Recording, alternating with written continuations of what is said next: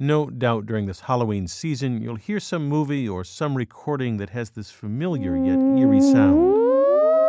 That sound gave birth to the greatest gift from engineers to the arts, the electronic synthesizer.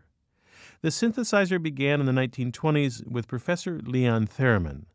In a Leningrad engineering lab, he played around with the latest technology, radio. It fascinated Theremin because radio changed electricity into sound.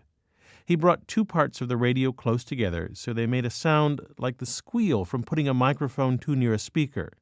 This propelled him, in his own words, to give these sounds a musical soul. He built an instrument where instead of physically bringing the two parts together, the performer's body would create the squeal. He would just wave his hands in front of the instrument, plucking music from the air. You've likely heard the theremin, as the instrument became known, in the 1950s sci-fi classic, The Day the Earth Stood Still.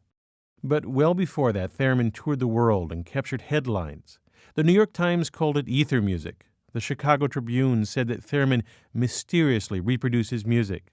Einstein called it as significant as when primitive man produced sound from a bowstring. The instrument made quite a splash until 1938, when theremin disappeared abruptly.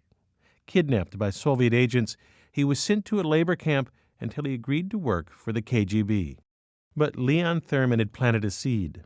In the late 1950s, a 14-year-old boy built a theremin from plans he found in a magazine.